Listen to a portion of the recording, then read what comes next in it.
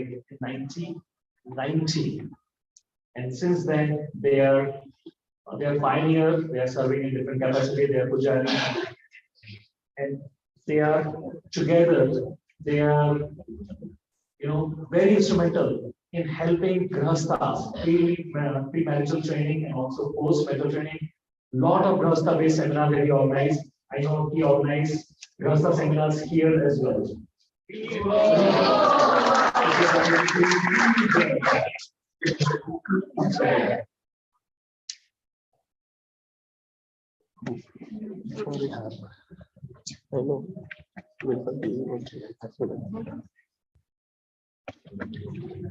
One of their favorite services is acting and directing professional dramas at their annual drama festival. You may watch these drama on YouTube in our RG media section. Basically, they have been loving Vaishnava and loving Vaishnavas, and they love having exchange between different Vaishnavas.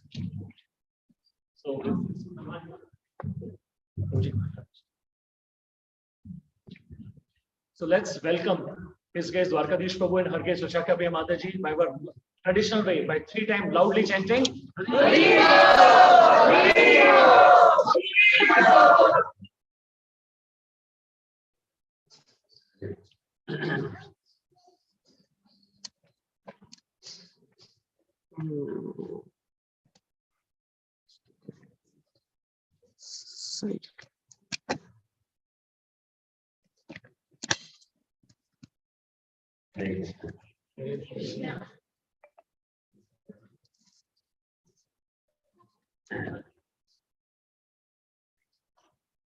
Very happy honor to be wonderful devotees.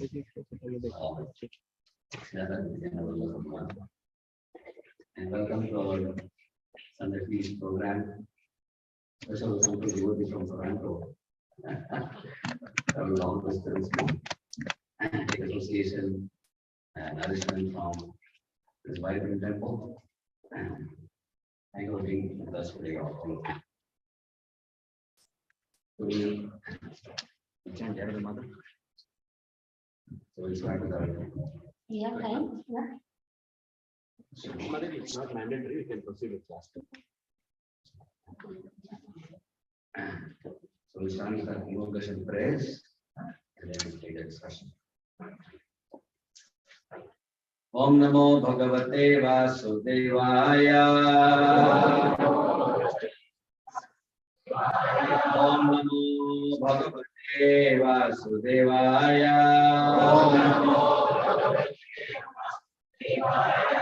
Om Namo Bhagavate Vasudevaya.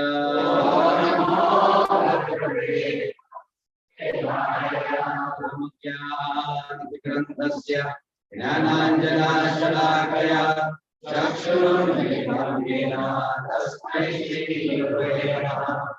Sri Chaitanya Manopishtam Sthapitam Yena Bhutale Swayam Rupa Dhanayam Dhanani Swamana Vandeham Shri Guru Shri Yuta Shri Guru Vaishnavamscha Shri Rupa Sagrajadam Sagrajadam Tamam Sajivam Sagrajadam Savadutam Parijanasahitam Krishna Chaitanya Devam Shri Radha Krishna Balaram Sahagana Lalita Shri Vishakhantamscha He Krishna Karuna Sindhu Dinamabandhu Jagatpaye Gopesha Gopika Kanta Radha Kanta Prapta Kanchana Gaurangi Radhe Krishna Krishabhanu Sudevi Namami Haripriye Vancha Kalpatarubhyascha Kripa Sindhubhya evacha Patitanam Bhavebhyo Vaishnavebhyo Namo Namah. Sri Krishna Chaitanya Prabhu Nityananda Shri Advaita Gadadhar Srivasadi Gaura Bhakta-vrinda. Hare Krishna Krishna Krishna Hare Hare Hare Rama, Hare Rama, Rama Rama, Hare. Hare Krishna.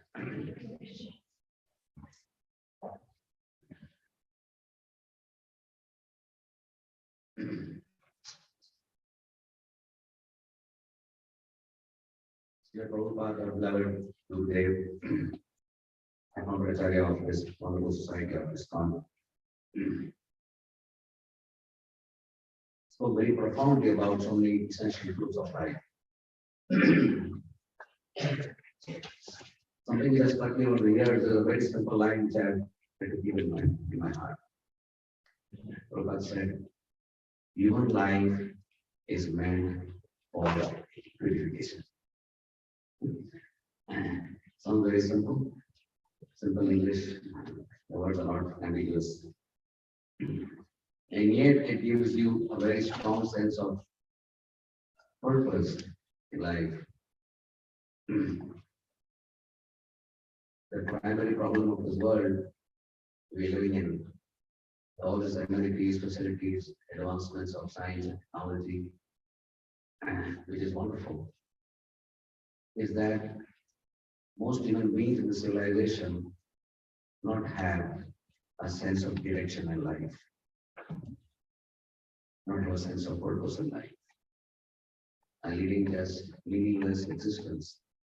So when Prabhupada says human life is meant for purification, it is so powerful that yes, the purpose is defined.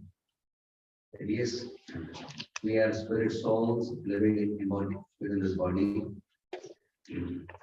but embodied souls, and therefore the soul is in an engaged situation. It is not in a state of freedom, like a free bird in the sky. It is engaged, like a bird engaged in a cage that restricts its movement.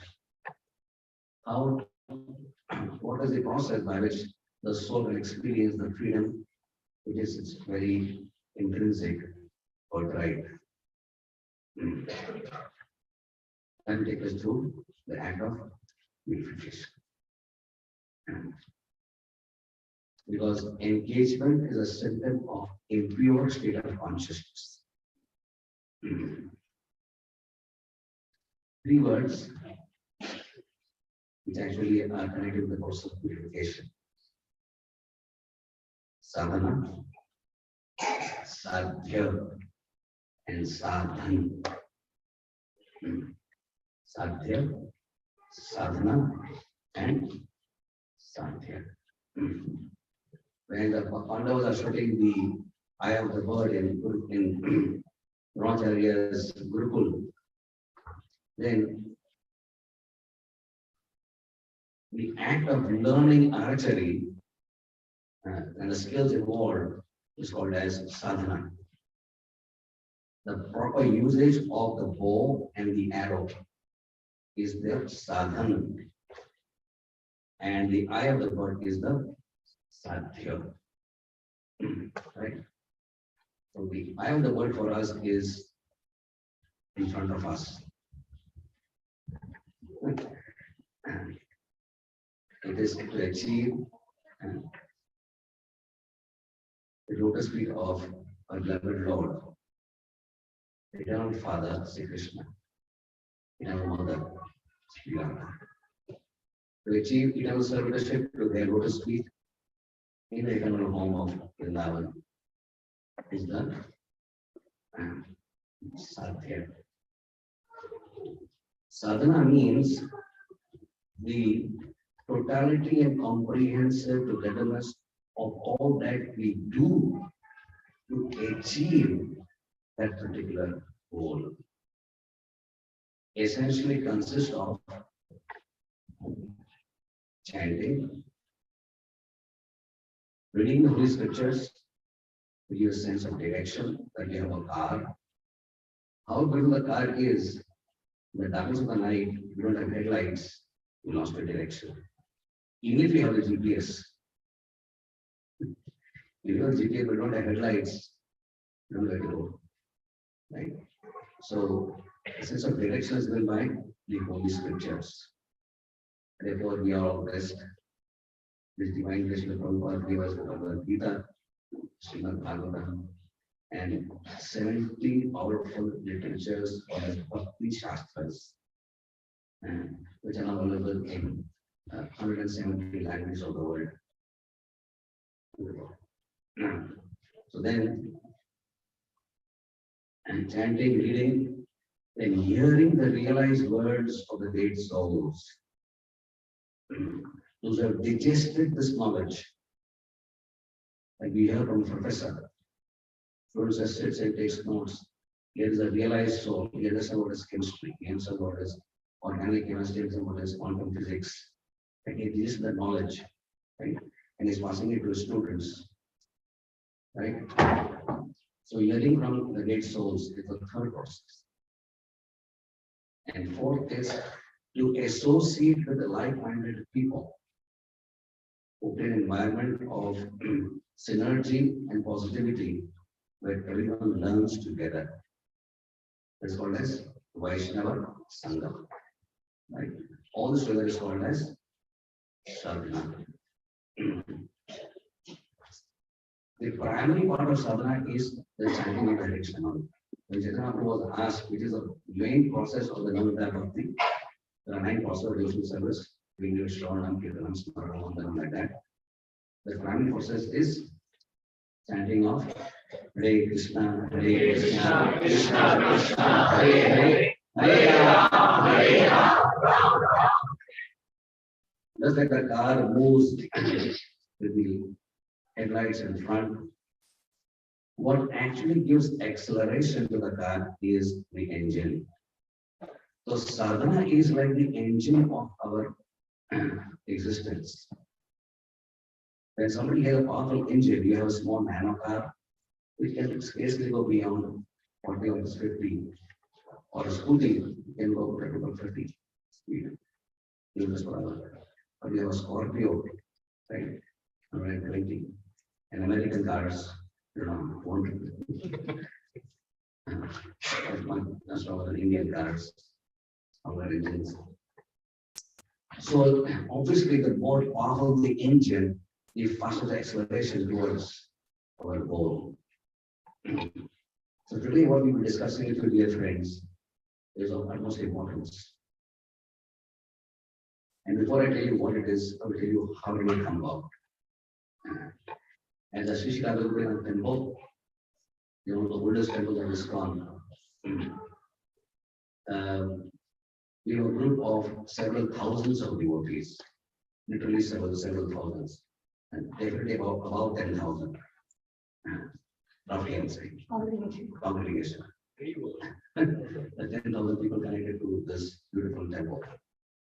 And it is governed by a team of experienced and trained brahmacharis and very senior qualified grihasthas. As a team, brahmacharis and grihasthas run it together. So we have what is called as a counselor system there. And Vishakti and myself, we also counselors in this temple. So every 4 months we have a whole counselors meet. We call it the ACM. We meet at GV, Eco Village, and we discuss things of interest of how we can serve and improve the quality of our services to our large congregation. What are the issues involved, what changes we need to make, managerially, spiritually, policies, all this is discussed in churn over 2 days. So one discussion took place just last ACM. This just a few days before we came here. And that was about, the topic was leveraging the power of collective wisdom. Leveraging the power of collective wisdom. And this was a panel discussion which took place between 3 senior most brahmacharis and 3 senior most grihasthas. They're sitting in a panel, just like our devotee sitting behind, and senior sitting behind. And you are also sitting there in the audience.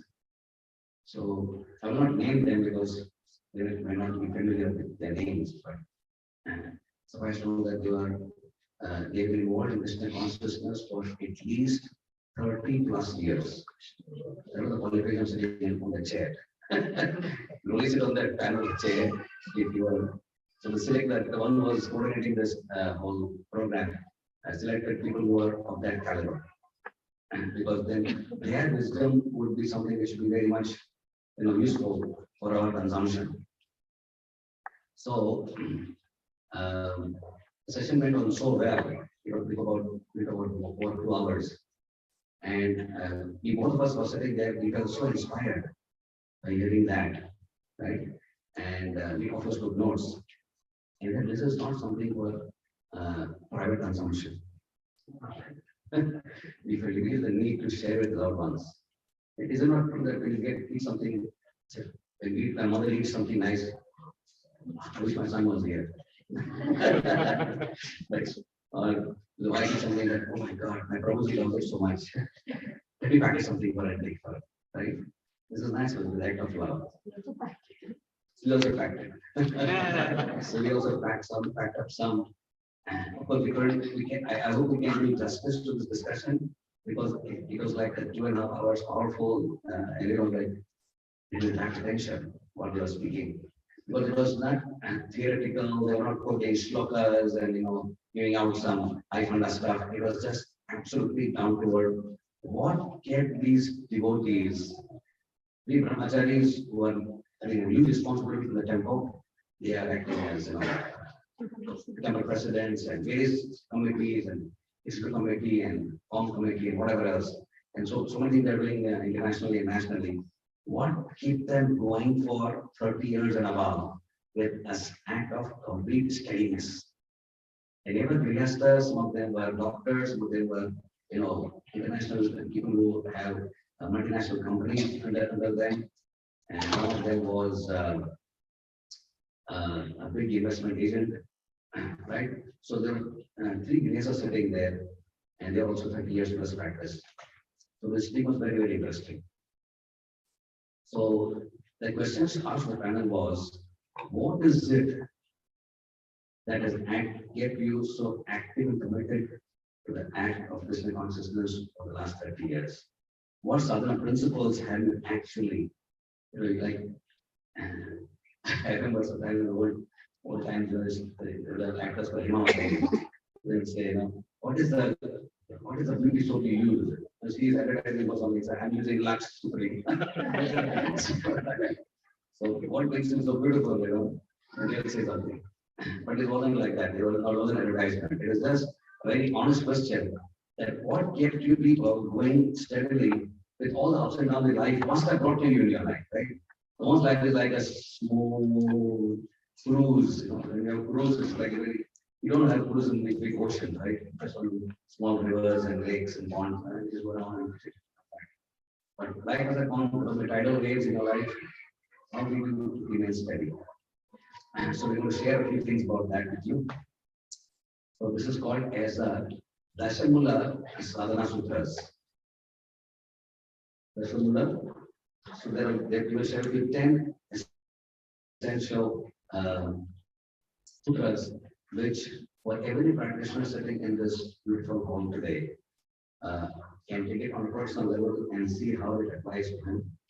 And what has helped them has definitely helped us to become more committed, and hopefully will help all of you. With that intention, we will begin today's core discussion. Is it all right? So this is the background. Hare Krishna. Right.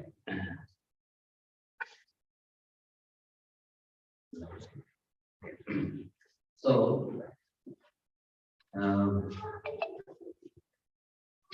the first speaker was asked, my dear Prabhu, so this question was asked and the question was followed. So this question was saying, what do you feel? What do you feel? How do you feel? But this question was asked to 6 different people, the same question, right? And each one gave their depth of understanding. You know what is a panel discussion? You must have seen panel discussion. Yeah, the conference is very honestly. So the first Vaishnava said, and his answer was, I would say, pretty spontaneous when he said that. He said, I would give credibility to my good sadhana or to study sadhana with the fact that I have a very stable family life. I have been blessed with a very stable family life. So there was a Vaishnava whose father is the founder of our temple, one of the founders of our temple, one of our initial counselors, and he was the treasurer of our temple as well. The first batch of counselors is son of our panel. So he has a lineage where he is sort of grown up in a. Now this devotee of Sri Radha is about 50 years plus, and his father is 84, and he is 64 years married. 64 years of marriage. Successful. Happily. Happily married. Not just married. Not tolerating each other and somehow the career not being died. You are actually happily married. So why I'm saying 64 years because that indicates that the 64 happy marriage is a Marwadi devotees, very happily married. Therefore, he has seen in his father and mother a level of relationship which is so cordial, so synergistic, so very bonded, mutual affection for each other. And a product of that was this devotee, who now himself is a grandfather. Right? So he said that just being an environment we have deities in the house, Srishiyata Samasundar, which was installed many years ago, and a family atmosphere where Krishna always remained the center. There were hardly any, and then of course when he married, this devotee was in Bangla, he married a dentist who was from a devotee background. So he was a devotee background, Prabhu devotee. So again, when the couple itself was of course devotees. So that kept the whole atmosphere so much Krishna centered, right? And therefore, emotionally, there were no upheavals, there were no challenges to the relationship, there were no serious, things happening which threatened the whole sanctity of the whole relationship in the family. So that being what it was, that he said was the most important thing which actually made it sadhana. Because when you get emotionally you go into turmoil, right, and because of bad relationship, right there in the family itself, right, that even though we know that Krishna consciousness is such a big priority, yet when the board starts shaking, right, it's like your whole bow and arrow is shaking, and you know where to fit, but you're only like this, you cannot have shoot. So a stable family life means your bow and arrow are very, very steady. Your steering is not going here and there. The light is on, but the steering is going absolutely. You are in charge of the steering, right? So therefore, the first sutra is, and we want to encourage devotees to put and invest energy in making their family lives as stable, emotionally stable, happy, blissful, joyful families. And that is the situation. Sadhana becomes very, very much easier. Right? When we all join Krishna consciousness, all of us, we just go back down the memory lane. With how many ever years back, 10 years, 5 years, 20 years back, the thing which was most fascinating about Krishna consciousness, which we found that different from the other pious religious background which Indians anyways come from, was what? Chanting a fixed number of rounds. Otherwise, everybody goes to the temple, everybody has darshan of deities, everybody offers bhoga, flowers to the deities, there is Navami Janmashtami festival, everything was all there. But the thing which made ISKCON different from other this thing is the prescribed number of fixed rounds that we were expected to do. And sometimes you would feel, okay, why fixed? I mean, whenever we get time, we do. If we feel like doing, if we don't feel like doing, we do. However, if we are going, if we go to the doctor, they're going to give you a fixed prescription. 2 tablets morning, 2 tablets afternoon, 2 tablets evening. Why? Because that's what it needs to cure the disease. So somewhere we all came for purification, like we go for Panchakarma, purification. So we come here and the Panchakarma of Krishna consciousness are the 5 limbs of devotional life, which we are supposed to do. We all know those basics, chanting holy names, visiting holy places, given in Upadeshamrita, worshipping deities, studying Bhagavatam, and worshipping Tulsi, was going to the dham. Right? These are few of the limbs of Panchanga Bhakti. It's like Panchakarma therapy for us. Out of which, one of the most important is what? Chanting the holy names. Right? So when this panel was asked that you all have been practicing Krishna consciousness for 30, 35, 40 years, some of you. So how could you manage to have sustained interest in something? When something is new, we all feel like, doing it, isn't it? Newfound love.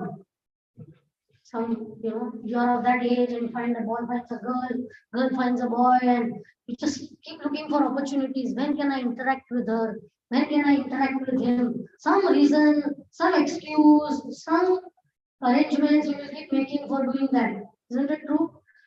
Because you're still not formally married. After marriage, then it is like, okay,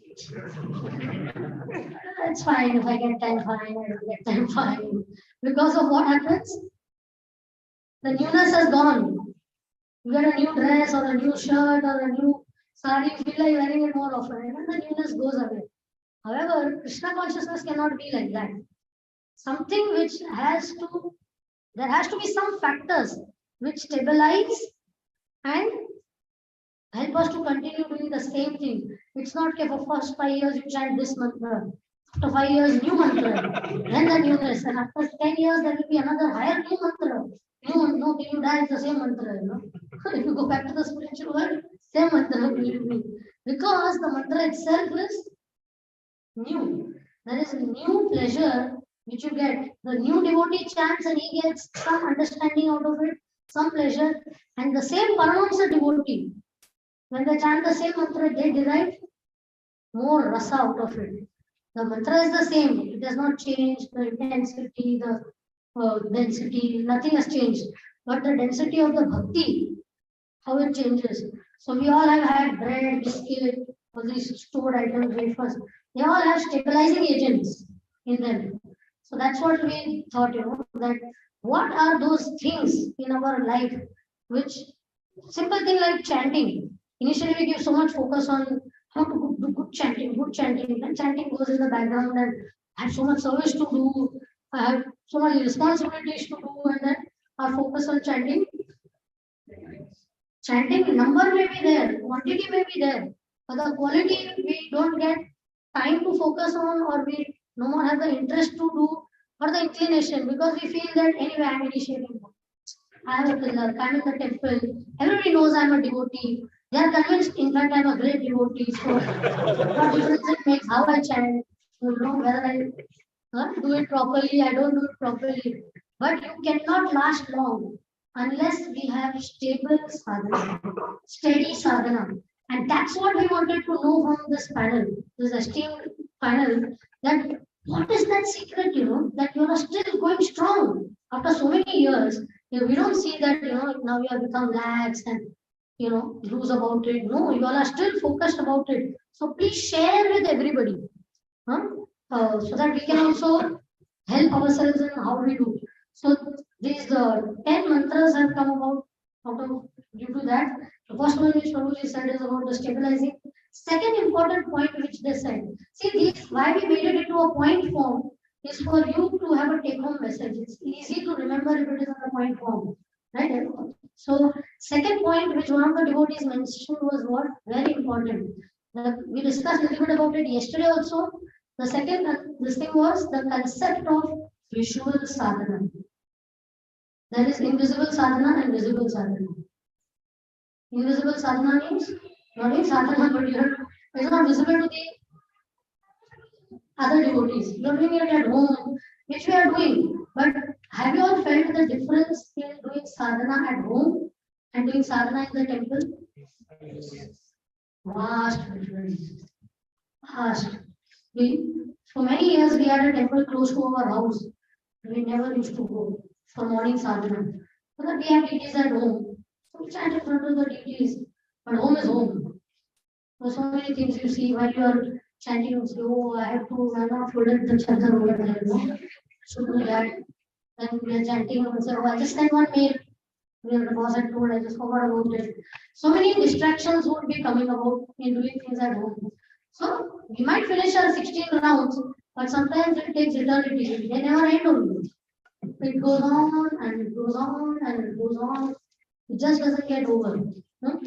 And when you come to temple and when you chant in association with other devotees, some people make smaller groups that okay, we are all staying like 1 hour away from the temple, so it's difficult to come to temple, but we are 10 of us staying there. So can we just meet together and chant wherever we are? And at least somebody else is keeping a watch on me. So you feel little sense of being watched. Usually we don't like to be watched. The nature of Kali Yuga, secretive life. We all need to like to lead secretive private life, and nobody should know what I'm doing.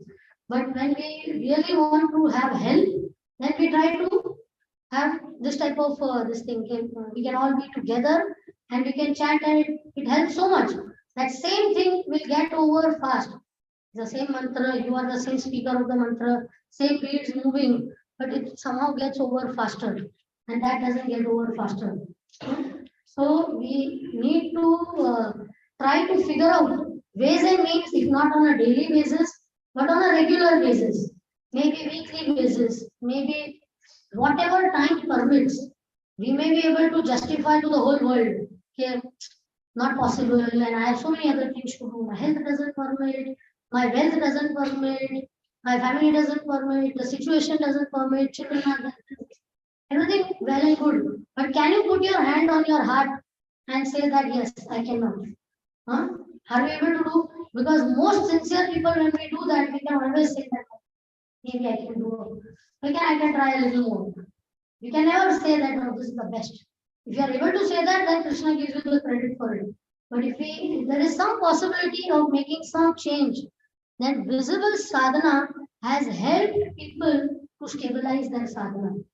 So stabilize in the sense, stabilize their interest in the sadhana, the sustained taste that they get out of the sadhana. And this in so many places, the leaders show this by their example. You have over here, Yugal Kishore Prabhu is there. Whoever else is there or not there, he will be there chanting if he's in Detroit. If he's here, he will be there. We have our spiritual masters everywhere. So whenever they are there, we have, they will be there. Whether they have had late night, jet lag, whatever, they are always there. Whether it is chanting, whether it is Mangalarti, we have our Gopal Krishna Maharaj at our Girdhari temple. He travels, he's elderly person now, his hand shakes and, lot of health issues and all. But wherever in the world he is, if he has landed in the night, whether he has landed in the day, the next day you will see when the shank blows, he is there on the altar to do Mangalarti without fail. Now anybody is going to ask, Maharaj, you didn't go for Mangalarti yesterday, how come? Anybody is going to ask him that? Huh? And he's not pressurized to do it. But that is the sign of a good leader or a, that they feel that that's my commitment to Krishna. Nobody has to tell me that hey, you should do this. But I feel like doing it in any case. So one of the factors that could help us to stabilize our sadhana is in whatever situation you are, try to see that we can have some visible sadhana. It's not to show off to people that, oh, 10 of you are watching us, see how I'm chanting. Hare Krishna, Hare Krishna. You saw how I'm chanting? If you didn't, now open your eyes and see. It's not visible to show off or anything like that. But people can get inspired also. And we can help each other. Okay, if they can do it, I can do it, whatever. So that was a beautiful answer they gave. Sadhana is sadhana, but often we must take out the time to do visible sadhana. Visible to Guru, Krishna, our authorities, they are there. Another thing which makes a difference in visible sadhana is the principle is that any spiritual activity done together always yields higher results. Always. Right? And because Krishna is more pleased by the synergistic devotional energy created in that particular sangha. When 10 devotees are sitting together in a circle and chanting, and Krishna is watching all of them with great love and affection. And then the combined energy generated through their sadhana is then being offered at the feet of the Lord. So any activity, the same thing happens during Kirtan. There are 3 people doing Kirtan, there are 100 people doing Kirtan, right? So in that Kirtan, the common energy of the Kirtans and what comes out from that is offered at the feet of Sri Radha and Krishna, right? So the principle which we must always remember is that the more the merrier always. The more the devotees, more Krishna is pleased with that activity, right? So Sangha always helps. And also, we may not be chanting properly, but the person next to us is chanting properly, and Krishna is looking at him. Maybe by mistake he may land up dancing at us. We have to access the grace. And visible sadhana also, one more aspect is visible, of course, coming to temple and doing. But even our children, they see that you are giving importance to something. When we are at home and doing casual japa, they feel okay, japa is a casual activity. The children are very observable. I mean, they observe very keenly. We don't note it. But in their mind also, something will appear important and unimportant based on how much importance we show by showing it as an exclusive activity. Right. So the same question again asked the next speaker. And he added another thing. Third commandment. Huh? Third commandment. Third commandment, third sutra is a regular hearing.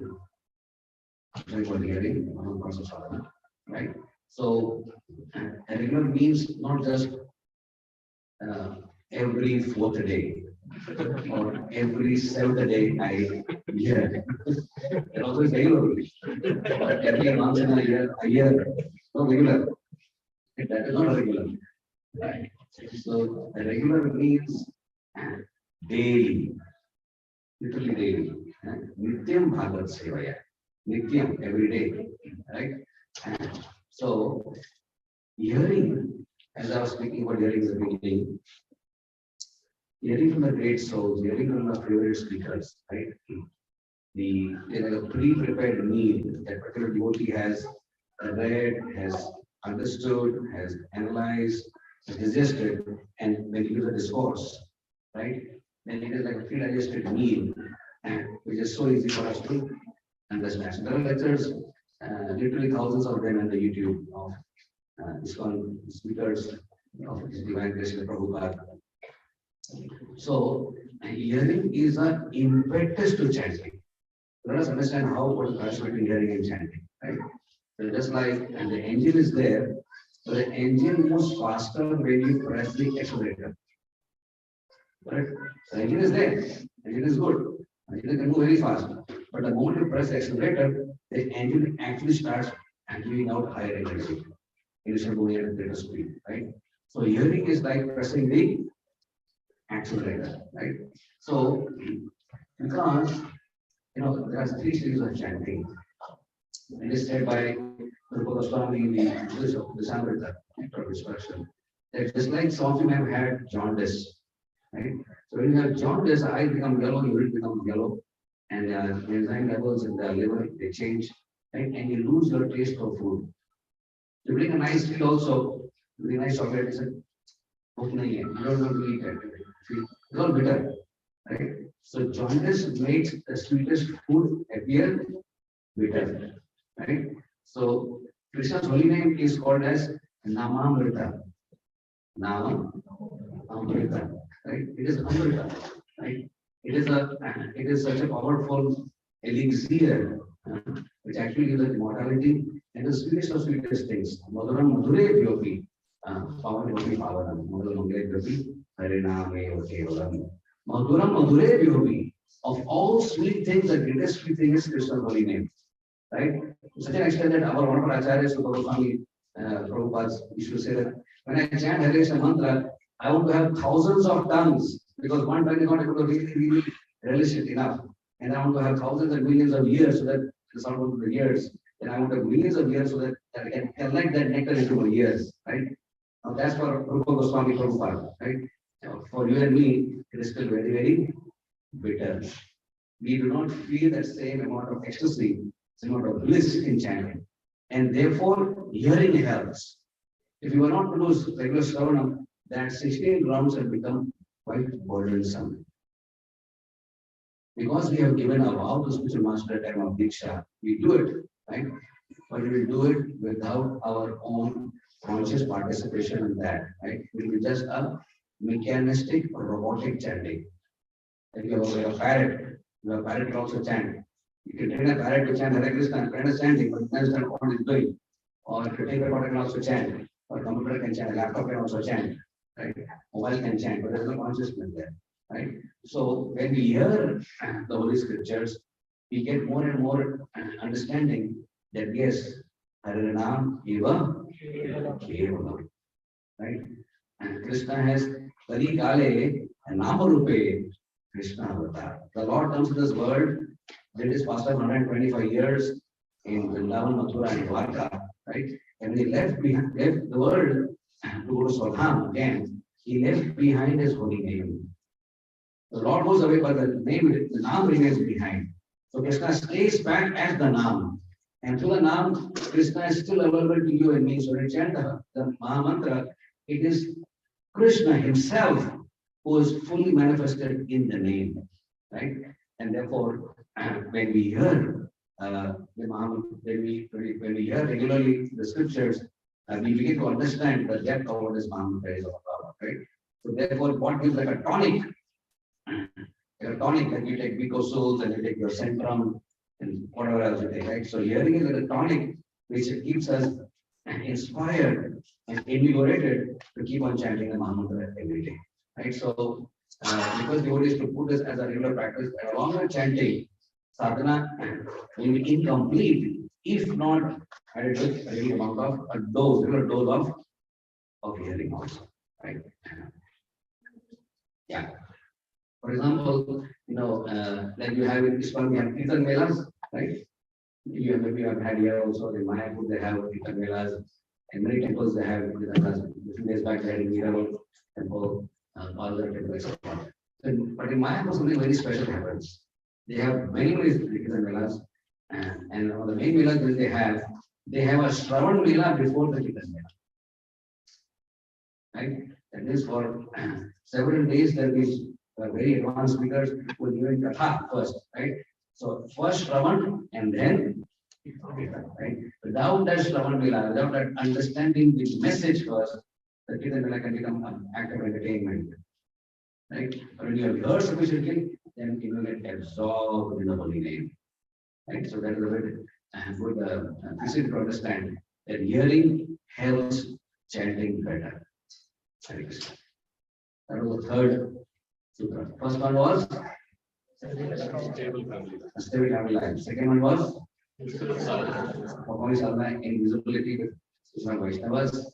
And third, of course, was regular Shravana. Yes.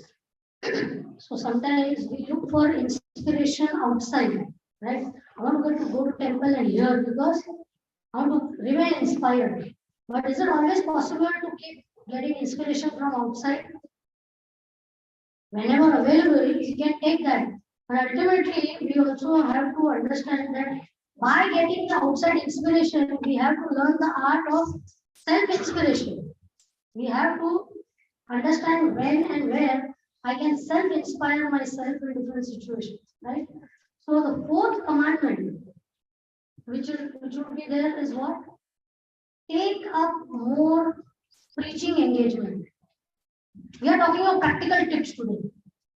There are some practical tips. So you might wonder, how does it help when you take up preaching engagement?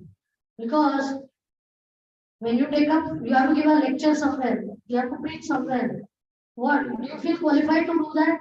You are really tense, I have to give a talk, So first of all, we'll prepare. But even with all the notes, sometimes you can blank out. Isn't it? That's what happens in exam. Blanked out. Now what answer to give in the paper? So then what do? You helplessly pray for the mercy of the Lord. So you will, I'm sure you all must have had that experience. I don't know whether you all have had it or not.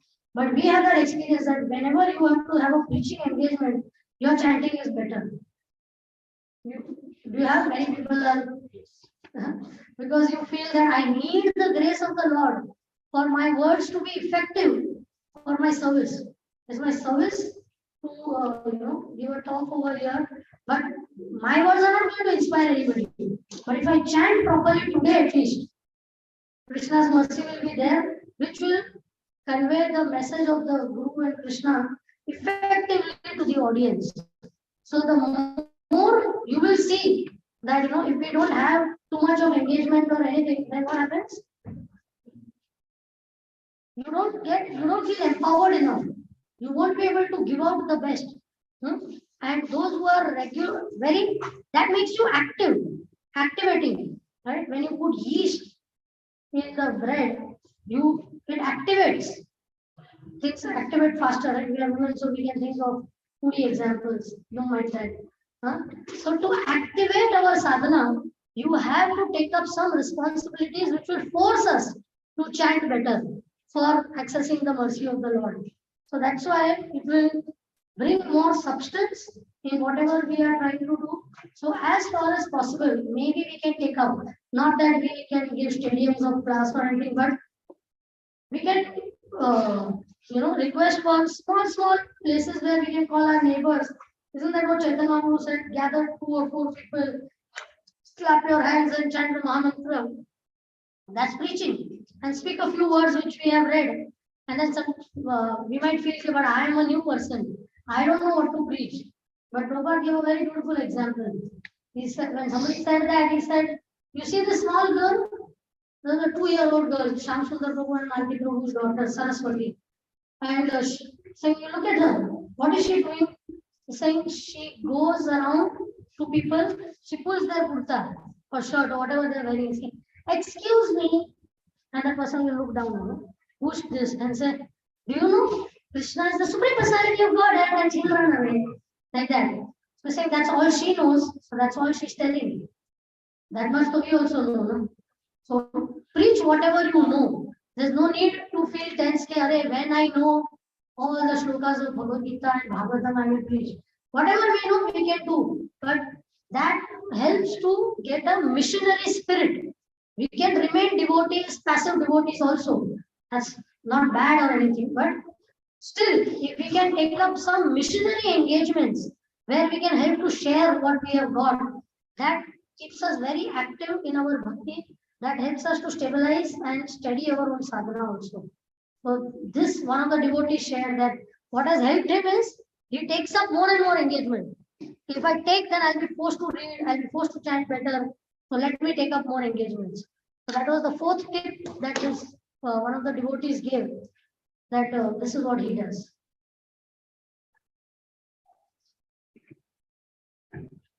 Another point, the 5th sutra is to see chanting not just as an activity, but that as an act of seva. Right? Like for example, we do prasad, when we serve prasad, right? We're serving dal, roti, chapati, pakoras, sweet rice, right? So it is called as prasad seva, right? It's not just called as food distribution. It is called as prasad seva, an act of service of giving Krishna's mercy in the form of prasad to whomsoever is going to receive it. It's called as prasad seva. Similarly, the act of chanting is generally seen by us as, you finish your rounds today, probably? Finish your rounds today? You didn't finish your rounds. Okay. You finish your rounds? Japa khatam ho gaya. Japa Japa khatam ho gaya. तो जैसा कि खत्म करने का है तो इस तरह के ही आगे उसको खत्म कर दिया और खत्म हो गया, right? So he's gone, he's dead, he's killed, he's murdered, right? So जब खत्म हो गया, right? It's like that. It's a very crude type of way of looking at it. The holy act of chanting, जब खत्म, right? So पूरा हो गया, to be feel better. But the actual, the spirit is, I have done with my Nam Seva. It's called Nam Seva. We are serving the Nam.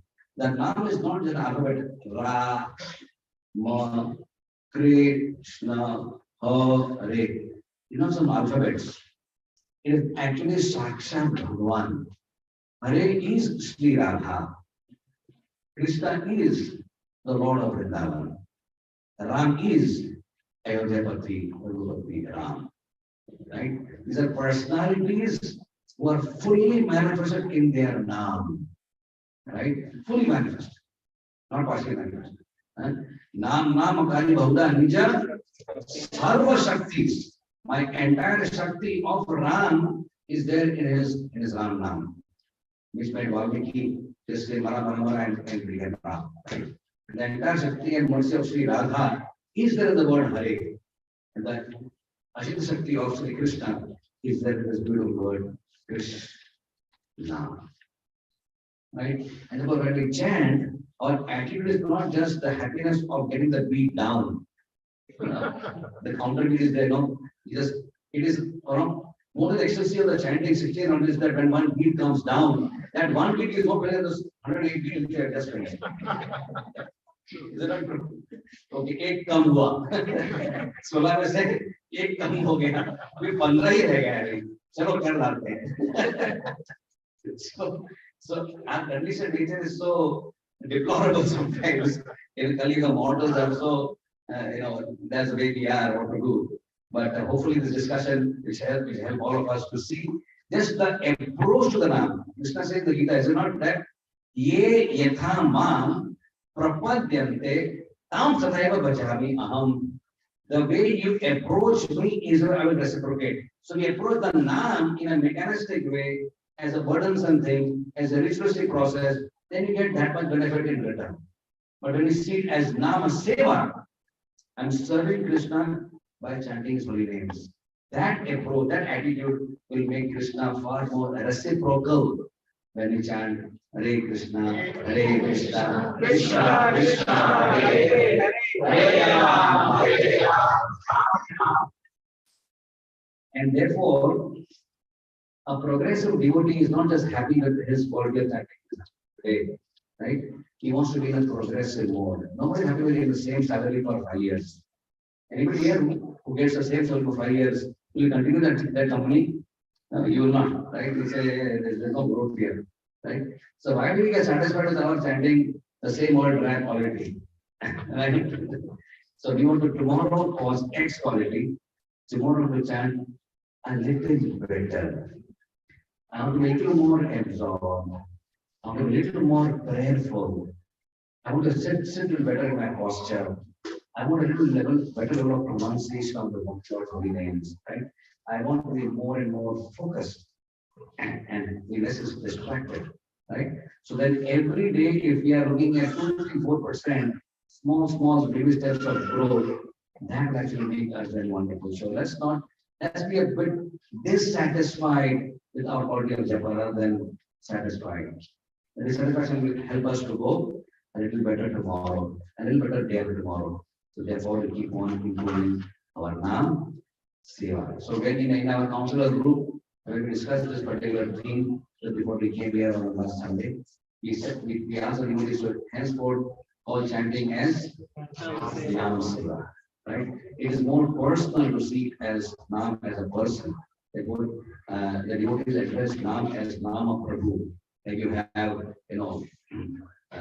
whatever, you have Vishwarup Prabhu and you have Vishwadas Prabhu, whatever. So the Nama is also a person. It's called as Nama Prabhu. We are serving Naam Prabhu by the act of chanting. Okay?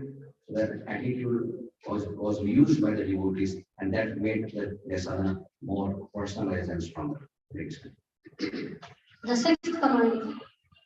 This is very interesting because the devotee gave 3 analogies to be able to remember how he thinks about improving his chanting. See how it's such a variety now. Everybody is talking about the same subject, but in different ways. That's what made the whole discussion very interesting. We may not be able to represent it the way they said it, but beautiful 3 analogies he gave. So please make note of these 3 analogies. Analogy number 1 was that one day, suppose Krishna came in your dream, and he saw that Krishna came in my dream, but Krishna, your dhoti is all crumpled up, your peacock feather has come down, and your garland seems all withered, and all your jewelry is shuffled. What happened? You ask Krishna. your flute is broken. What happened? So Krishna says, this is how you chant my name. This is how you have made me. I am not like this. I am very beautiful. I am very, charming. But the way you chant, no, this is how I appear. All like this, like that, So imagine that very simple example. We have all heard this. But when you hear it, that you invite a guest to your house. Prabhu, please come to my house. And when he comes to your house, knocks on the door, nobody there to open the door. Or you just open the door and shut it on the face of the person. What type of welcome to the guest is there? Should I go again or not go again? Did he really call me or was it a mistake? By mistake he called me or by mistake I came to him. Either of the combinations could be there, right? So that's the way we treat Krishna. We are chanting the names. When we chant the names, we are inviting Krishna where? Into our hearts. We are trying to invite Krishna within our heart. It is said that Krishna dances on your tongue. But the way we chant, Krishna gets ruffled like this and he might be feeling insulted. You call me, but your attention is somewhere else. It's just like, you call somebody, okay, please come, and I am not available. Please come, you give a lecture, but I don't have time to attend the lecture. So what type of invitation would that be to Krishna? That we don't want to be there, whatever. So that is one example which is so beautiful. You invite somebody if you are going to be present. And Krishna is present in the holy name. So this beautiful one analogy we have heard. Second analogy was of a dental chair. How many of you have gone to the dentist chair or dentist's appointment? Everybody. Huh? So the devotee said that chanting is not like going and sitting on a dental chair.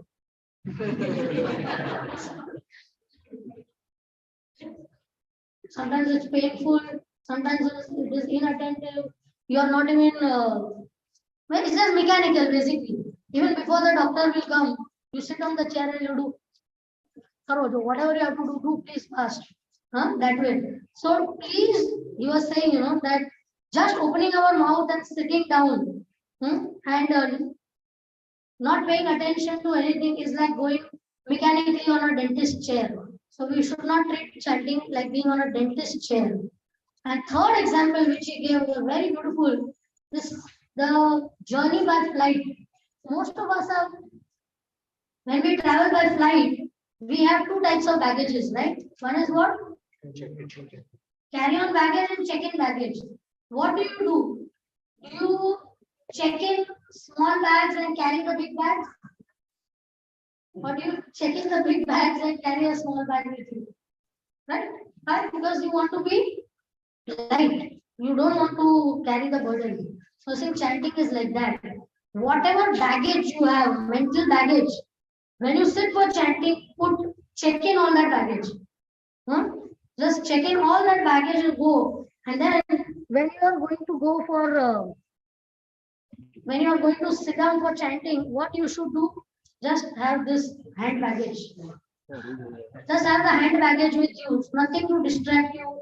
Nothing that, no mobile with us. No tension of what fight we had at home. No stress of the boss at home. All that you check in first.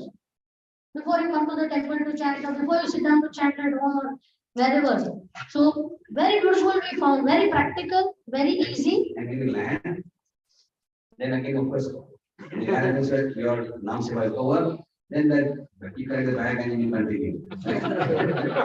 But till that time in the journey, you are not bothered about the baggage. Baggage is somewhere else. What do you mean by check-in? How to check? Check-in means you keep all your anxieties, frustrations, worries, etc. aside. Right? This is not the time for that.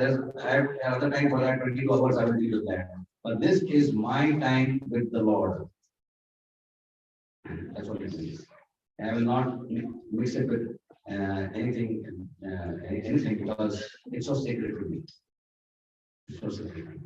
So sometimes these analogies really help us because these are our day-to-day analogies, right? So many times I have to go to the dentist. We so many times have to invite guests at home or do whatever. And so many times we have to go to the flight. But every time if we could remind ourselves and get this connection, Every interaction with any of these things will make us what? Think about our commitment to our sadhana. And the fourth analogy which is gave was of a disease which is known as Bhasmya Rog. It's a Marathi term. Whenever anybody gets this disease, those who are infected with this disease, Bhasmya Rog means they eat a lot, but they never put on weight. We feel all like that, you know? So what's the problem with that? You eat so much, but you don't. What happens? What medical is there? Okay, ready for that? No, it's basically the Agni, the Pitta, what called Pitta, is called Pitta Prakopa, right? It is so high that it, rather than digesting, it just makes food into ash. Like you have a huge fire, and when you cook food, and it's just controlled gas, then it becomes a chapati. But with a huge fire, then not chapati, it becomes just like carbon. Correct? If such an Agni in your stomach, so when you put a food in your stomach, it becomes bhasma. So then you eat everything, but actually eating only carbon, you're not really eating food. So it becomes bhasma. So it's not, we are not talking about weight gain or weight loss, because we are talking of healthy weight. You eat for what? To have some proper muscles, but basic health should be there, right? So Bhasmya Rog, you eat and eat and eat and eat, but you don't become healthy. So same way, if we do chanting like that, we may chant and chant and chant and chant. But if we are not chanting properly, then it is just like this Bhasmya Rog. You never get health. You never get healthy. You never gain devotional weight. You will always remain underweight only. So we have to please remember, try to remember these four analogies, and it's easier to remember what to do and what not to do. That was the sixth commandment.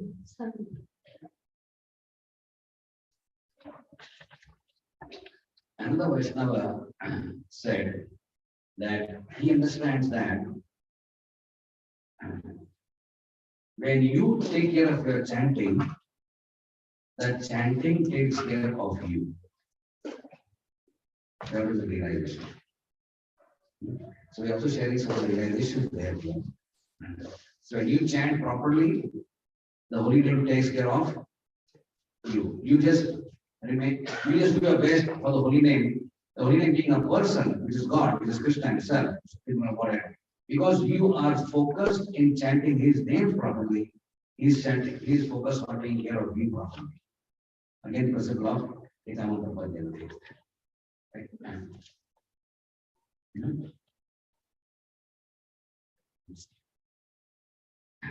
So, at one point of time, Radha Swami Maharaj was sitting in the temple, and as we discussed the other day in the evening, right? So he called one of our temple presidents at the time, Mr. Madhavu. He called him over and said, "Please come here." This is the initial days of Radha temple. And this also was shared by obviously one Brahmachari, because Brahmachari is the temple. So he was sharing. So he came. Hare Krishna. Yeah. So he came to Mahri Maharaj and said, "Maharaj, yes, what happened?" So he said, "Prabhu, I want you to help me do three things." All the Brahmacharis were chanting Hare Krishna. He said, "See that three things happen properly. See that no devotee is sleeping during japa. Number one. No devotees are talking during japa. Number three, no devotees leave our temple group during japa. Right? So the guidelines for japa are these. Like you have guidelines for everything in this world, guidelines for spouse, right?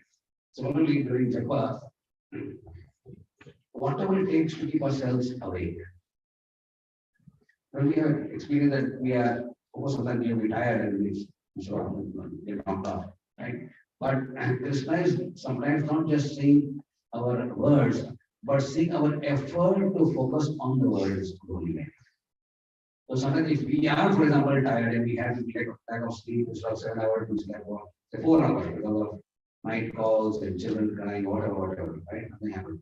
For the next day, then you are endeavoring. The one of the reasons why the circles are made, the chanting was, if we are sitting in a circle, right? Then if I am dozing off, I never will say, Prabhu, I'll go. Right? So the having a next loving Vaishnava next to you means he just snaps you and said, Hare Krishna, Hare Krishna. So again you want chanting, right? So if we can, even as grihasthas, we don't visible sadhana, but suppose we're chanting at home or chanting wherever. Three things to be avoided. One is not to sleep, right? During japa. Our soul is already sleeping. We are all sleeping souls. Jeev jago. We're already sleeping, so if further sleeping, not good, right? So don't sleep, don't talk. How difficult is that? Right? The one of the Vegams is called as which Vegam is called? Jiva Vegam, Vacho Vegam, right? Vacho Vegam means that tongue is always eager to talk, right? And the urge to talk increases during Japasana, right? You want to talk something. And by the time you are just going to control your senses and just keep on focused on the name. So you what to do is self-imposed restrictions, self-imposed discipline on the tendency for vacho vegam, right? It is a time for austerity. It is an austerity, right? But that is good austerity. Just loosely have the tongue to vibrate whatever, whenever it wants, right? And you say, no, it's not a time to vibrate any other vibration right now. You're just supposed to serve Rishikesh. This tongue is meant for serving Ram at this point of time. And if I'm not going to allow the tongue to talk of anything, it will be of worldly nature. Of course, the emergency is another thing, right? And the house is burning, you don't have this time. When the China is falling down and got the hurt, broken his legs, this is needful. But apart from those emergency situations, don't talk. And the best thing to do is to not keep the Rakshas next to you. Who's the Rakshas? Self, right? Literally, don't just nod your head in agreement, but do it. And it will help. Like we go to chant in our neighboring temple in the morning every day. And even as a doctor, I need to carry it. I don't take my mobile because I know they take the call. If I miss the call, my junior will take the call. I know. So not that patient will die in my absence. So if the call is not received by Dr. Dalal, then my junior will take the call and the patient will be attended. I know, right? So I don't take the mobile. So that allows me to just 2 hours of focus time. Right? So don't keep the mobile aside because the tendency to again fidget with the mobile is somehow it is coming to us. Now, it's all attractive. More than the Nam, the attractiveness is in the mobile. I don't know how to do like that, but and this all attractive Krishna is on your tongue, and you find something else all attractive. The deplorable state of our channel, right? So that's about that. So let us taking the last 2 commandments, which are very, very important, especially for those of us who have taken shelter of our spiritual masters, who are initiated. It's a very touching point. I don't know whether you all have beggars in the US or no. In India, we have so many beggars around every signal, around every street, and there are 2 types of beggars. We'll analyze beggars. Okay. One is there is a active beggar. In India, there are mostly active beggars only.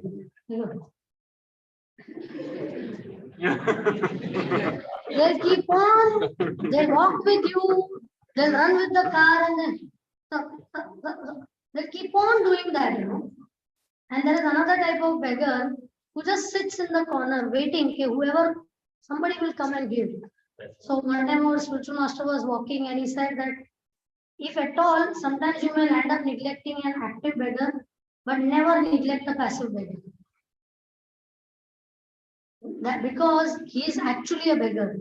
Well, active people could be acting and they are just trying to irritate and all those things. But a passive beggar never demands. But he is expecting your benevolence, your attention, like that. So, my dear friends, this 9th commandment is very important. When we took Diksha, we made a vow to our spiritual master that I promise, Gurudev, I will chant 16 rounds and follow 4 regulative principles and actively help in the mission of the Lord. These are the commitments which we made. After our initiation, we must have met our spiritual master several times. How many times did they ask us that, are you chanting? 16 rounds. More enough? Anybody? Ever? Never.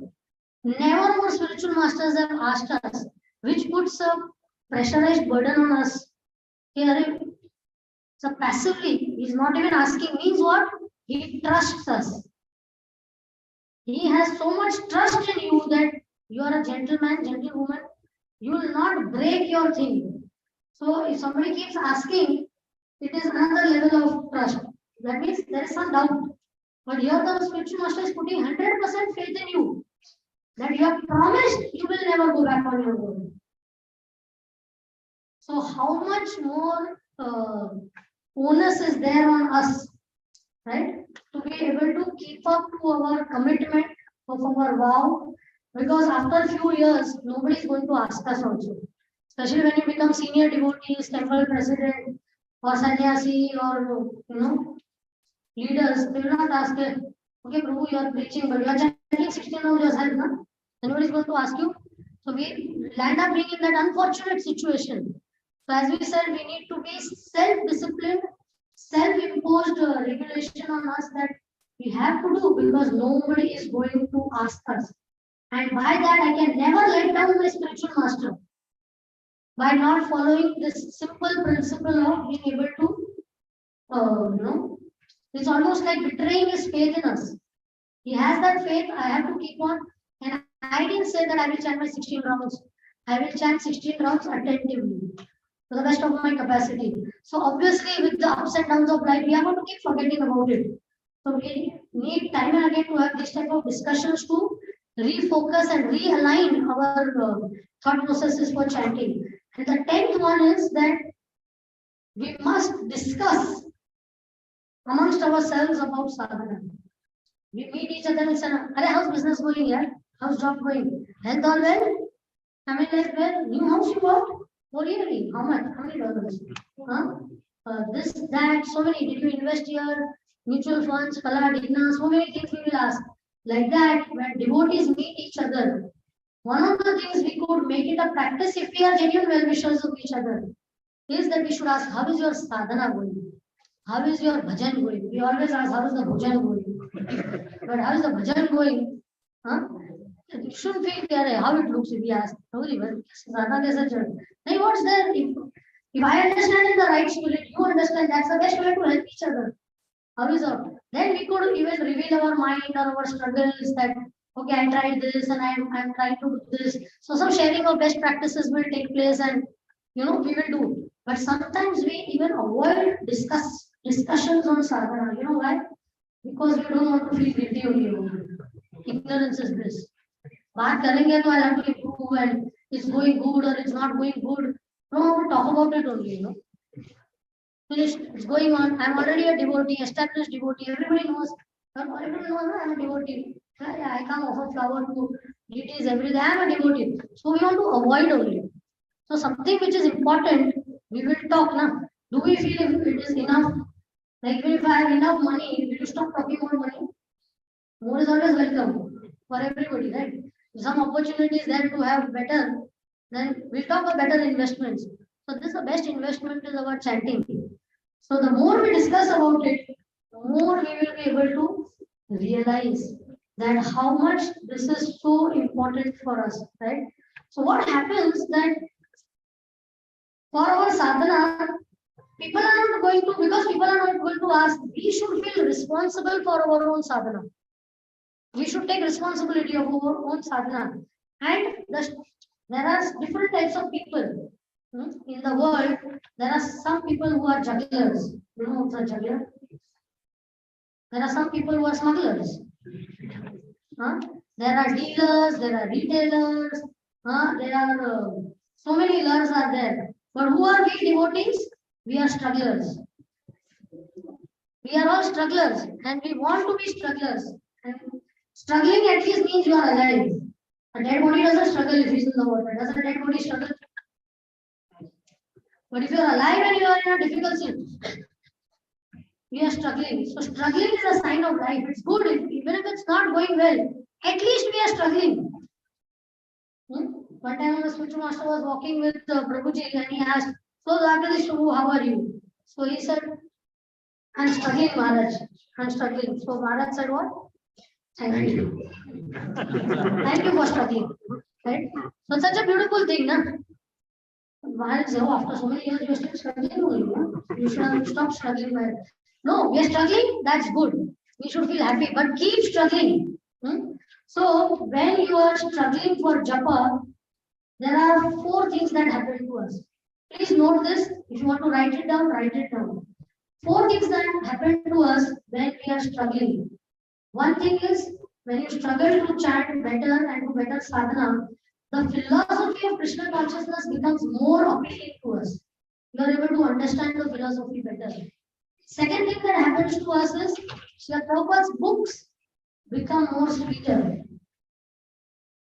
You will note that. Philosophy will become more appealing and Prabhupada's books will appear more sweeter. Third thing will happen is what? ISKCON will become more beautiful. Every institute goes through ups and downs, struggles, positive, negative, everything. We'll have 100 complaints about something and all. But still, if we are struggling in our sadhana, then the institute will also appear very beautiful that or everything is fine. So whatever it is, it's mine. I'm happy with it. Not that fed up of it, I'm leaving.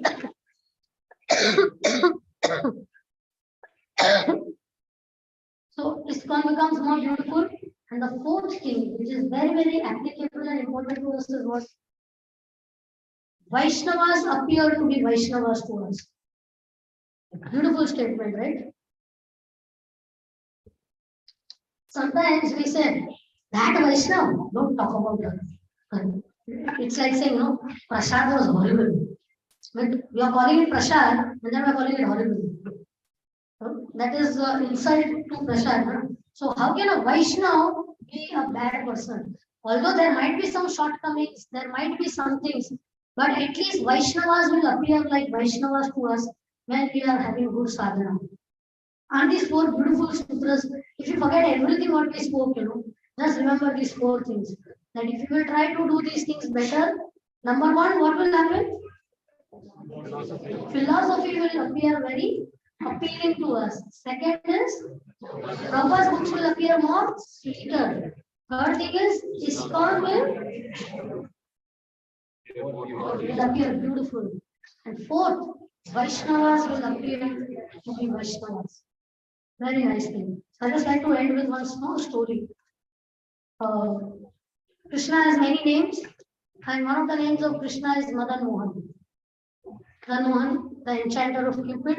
We all know that there are many pastimes of Madan Mohanji, and one of the very sweet pastimes is when Sanatana Goswami, how did he get the worship of Madan Mohan deity?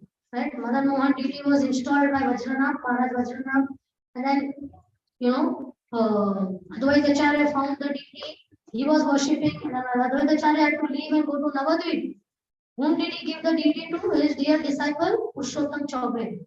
And when Purushottam Chaubey was worshipping, he used to worship in like a family member, It was like a child in their house. And when Sanatana Goswami saw that, Sanatana Goswami was writing Bhakti Shastras at that time, and he was like, how to do deity worship in a proper way. So he said, hey, ultimately he is God, you don't treat him like this.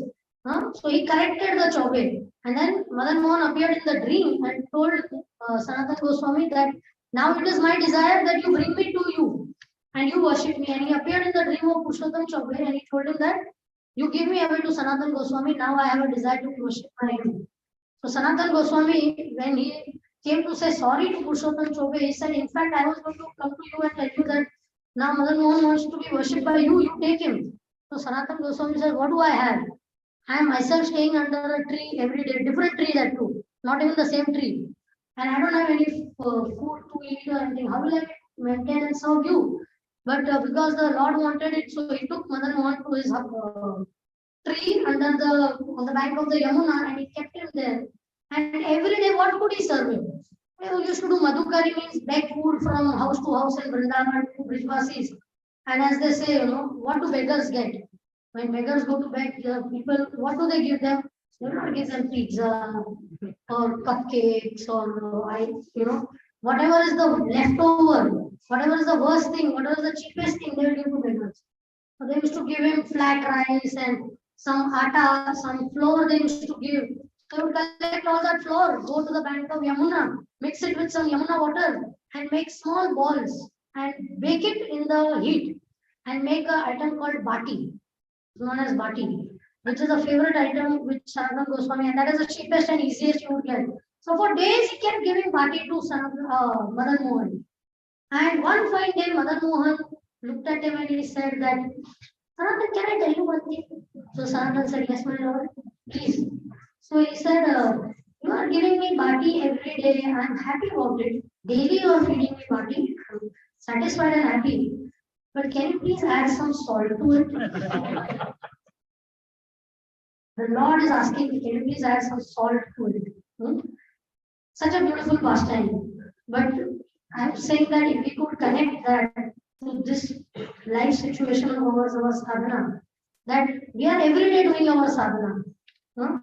And salt is like what? In food, salt is like the essence. It's a taste enhancer. Without salt, no matter how good the item is, it will not taste as good. So if we could hear the voice of the Lord telling us that every day you are chanting, can you add some salt to the chanting?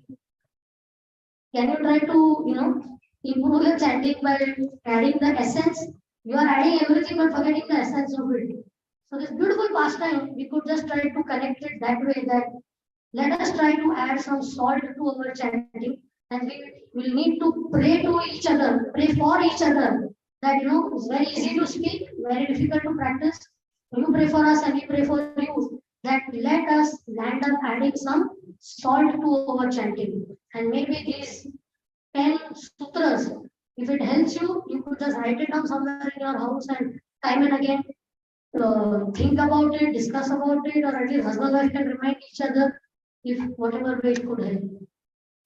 Thank you very much, Hare Krishna.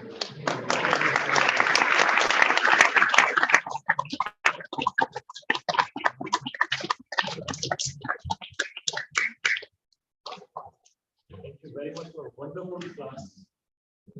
One more round of applause.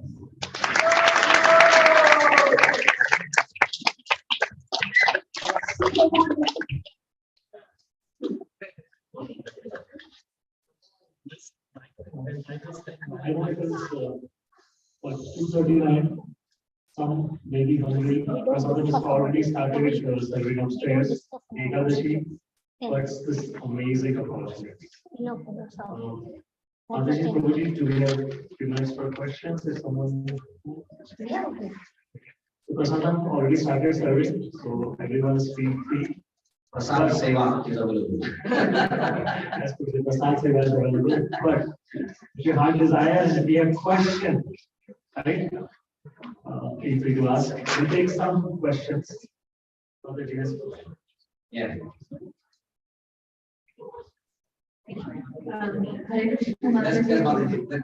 That devotees go out, and then those are remaining we can discuss. Just 2 minutes.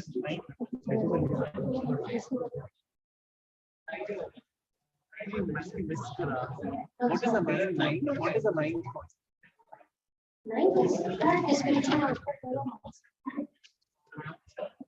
Was it 9 point is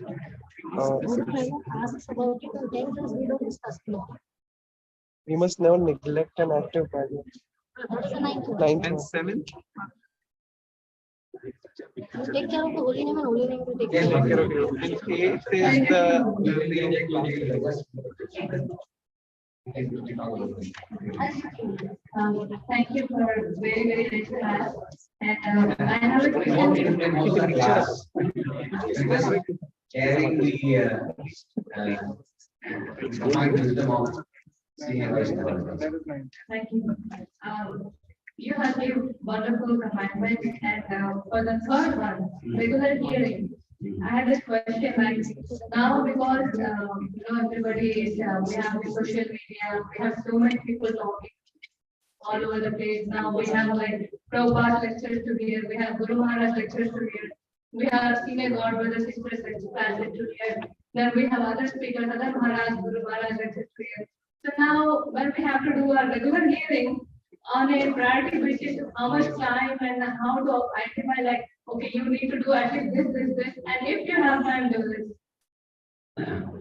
Right. So I think devotees may have their own practices of the day. Each one will have their own flavor of how they go about this process of hearing. I can only share with you what I do. You know, right? Yes. So for me, my primary hearing is Srila Prabhupada and my spiritual master. Right.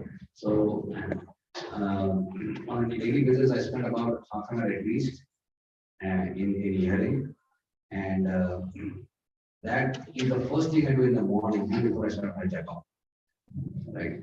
So because it's around come before Kirtan, so half an hour of hearing takes place before I hold my feedback. And therefore, whatever has been spoken, it sort of invigorates, leads us from sleep, into reactivate your consciousness, it takes the surrounding and reactivity. Right? And at other times, definitely there is a scope for, okay, there's Nashina Jayantri is coming, fine, so you might have a great lecture by Amarendra Prabhu or not, Swami Maharaj. So we could, if we have a time, we can always expand that scope of hearing. But I would suggest that there be a fixed speaker or speakers which we constantly sort of connect with. Often it can be our spiritual masters, right? Because this one is a multi-guru organization, and the fact that we took Krishna from a particular guru, that means Krishna will bring himself most through that spiritual master, right? Most. So even though we all don't think we can hear any of the organs are there, but oftentimes the resonances with the guru is much more. So Krishna brings himself through his words in a more appealing way. But I think we have a wide spectrum. But as I said before, one of those speakers could be something which you have to regularly keep on hearing. And the other time, what called SOS basis, need-based basis, and extra time is there. Today we have nothing else. We will expand to hear other favorite speakers. There could be a list of other speakers which we have time to consume to them and say, okay, what he's speaking, what he's speaking like that. Also, maybe whoever inspires us the most in doing our practice of bhakti, that's the underlying principle. Because Prabhupada is there, our spiritual master, that's the obvious choice. And out of the others, there might be one or two people who are really, like for me, I love to hear Radheshyam Prabhu. He gives me such a focus. Whenever I get defocused, when I hear him, I really feel aligned back. What I'm supposed to do, what I'm not supposed to do. He's one of my favorite speakers, and I love to hear him. So like that, everybody might have a... So whoever inspires devotion, whoever inspires development of Vaishnava virtues, whoever inspires service attitude, and those who inspire Sharanagati. These are the 4 criteria which we have. Anyone who inspires these 4 criteria, while we hear them, that will be a speaker which you will hear. Could be anybody. Just a follow-up for this. So now, even for Prabhupada lectures or Guru Maharaj lectures, there are so many huge number of lectures. So, like, is one supposed to hear chronologically one after the other next lecture, or is it because random and it will help you out, like, or is it like occasion-based festival, Ram Navami, let's say Ram Navami lectures? How like would you? Yes, what you just said. So you see, it's like Srimad Bhagavatam, right? You are distributing Srimad Bhagavatam in all the airports. They're not distributing only first canto for 6 months and the second canto for the next 6 months. They're distributing all the cantos they are coming now. Because the Bhagavatam is like a sugar candy, was what said. Wherever you get it from, you know, distribute, right? So in that sense, also whether we hear a lecture of 1995, 2005, or 2014, now the nectar is there, right? It's just a matter of being the most systematic. Okay, I have finished 1992 now, I'm carrying 1993. But even Gaur Purnima comes, we can take a halt on 1993 and then hear Gaur Purnima lectures for that 1 month or whatever it is. And again, go to 1993. Right? When I finished in 1995, But then Ramami comes and they are not for a while and then ambivalent. So it gives a sense of fulfillment that I am hearing constantly and I'm not so finished hearing, but at least you know that you are catching up with whatever has been spoken in the past. Right? So it gives a sense of sankhya. So it gives you some sort of counted or finished and hearing. Thank you very much. A small follow-up question on Mike. this. What's the loud? Everybody So, so just a follow-up question on what Mataji asked.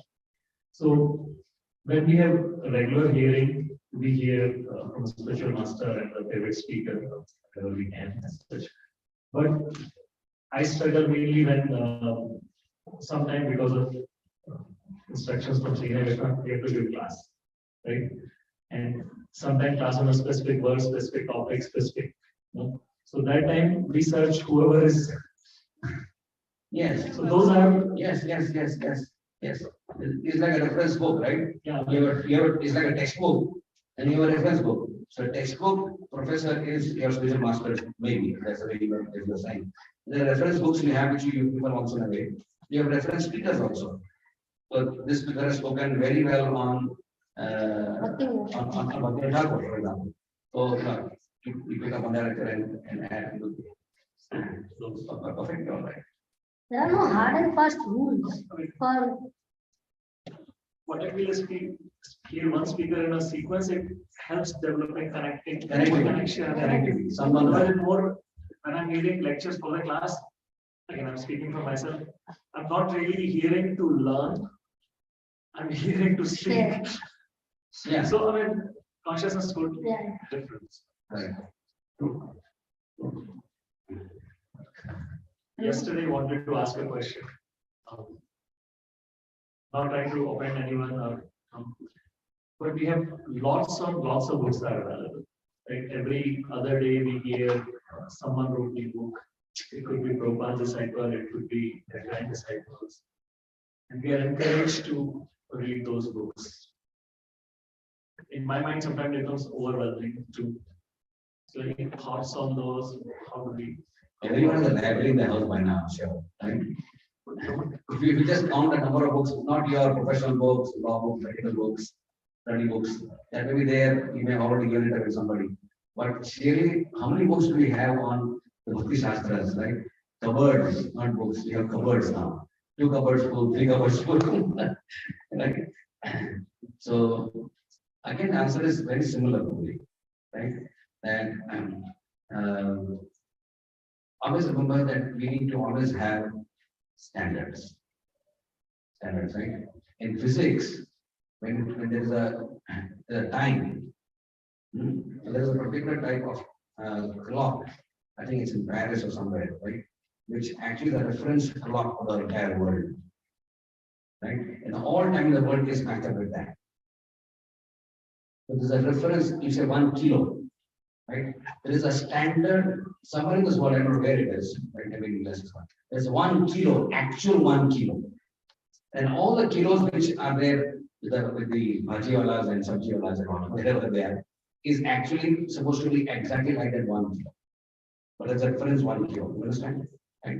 Similarly, we need to have our actual gold standard, right? And our gold standard will always remain for all times to come. In our society, is divine grace Srila Prabhupada.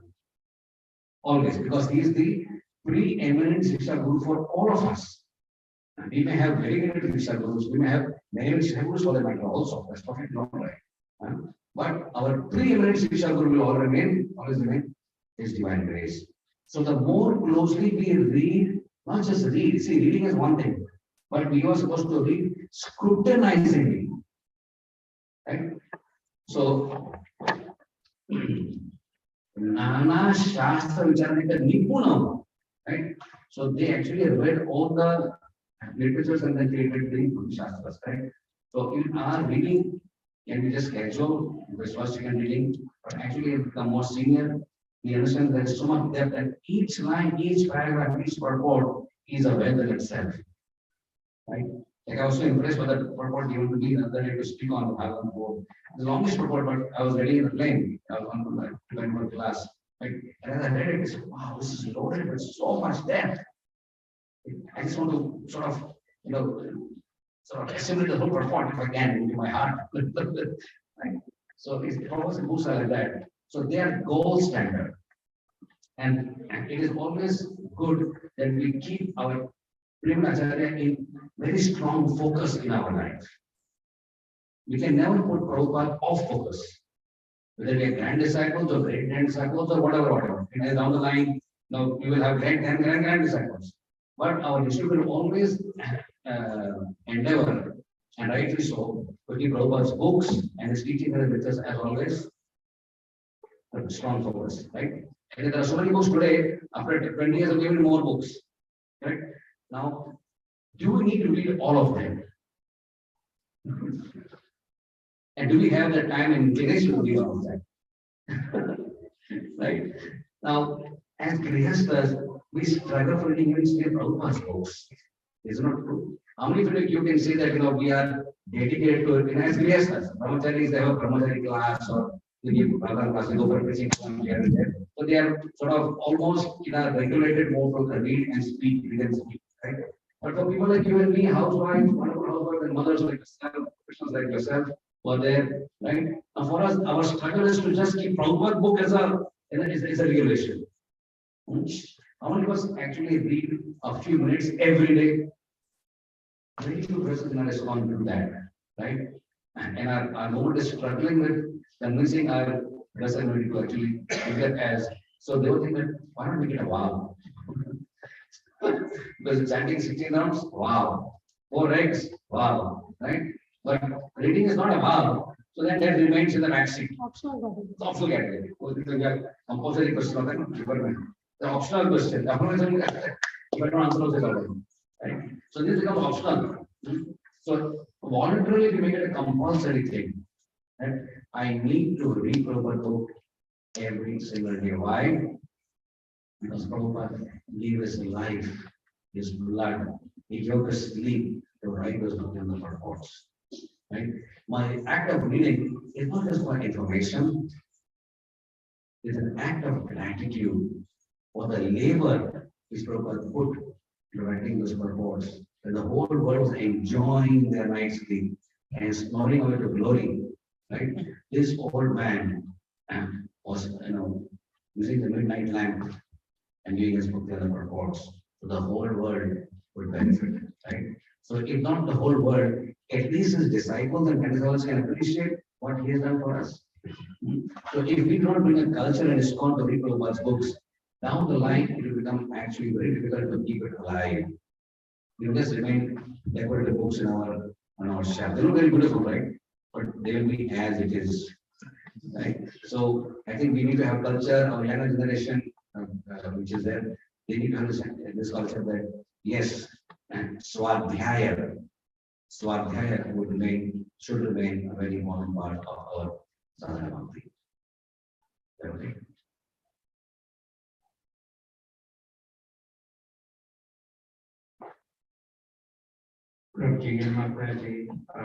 Thanks for words of wisdom to Wednesday. I have a question. Were both of you born in the Vaishnava family? Or when did you get the calling? When you were students or when you were professionals or after you got married? I'd like to know if it's not personal. I'll be very brief. First time is running out. My parents, my father was simply a nice gentleman, a Hindu nice gentleman, right? And he was a professional and working in a senior executive in a steel company. But my mother's side, my grandmother especially, she was a Pushti Margi, which means followers of Sripad Vallabhacharya, who was a very prominent Acharya of India. Right? So they were Pushti Margis, she was Srinathji Natadwara. So part of the devotion to Krishna in my life came from my granny's side, grandmother's side, maternal side, my mother. And mother was very devoted to Krishna. And so part of it sort of percolated into our lives also. And yet, and we didn't have the philosophical convictions then, why we are doing what we are doing. And when I did my undergraduation, I was a seeker of true knowledge. And I was very happy to come in contact with Prabhupada books. That's when why Krishna is being worshipped. So all the philosophical doubt which I had became completely clear. So that was my small journey. And I joined when I was in the ninth grade. When I just came to temple to eat prasad and be good friends. And I don't know how everything happened and we are here today. That's it, by Krishna's mercy, by Guru's mercy, Krishna attracted us. Right. Any other questions? Thank you. Thank you so much for the wonderful comments. Really appreciate it. Something we have a lot of homework, at least I have a lot of homework to do. The question that you mentioned about those light sutra about sharing and talking about the sadhana. This is mine. We said, we are guilty about doing it. My challenge is, and how do I come out of that guilt and say there is same struggle and go tell this family, same story, nothing changes. Like I want to come out of it, my own guilt to share. How can I come out of that?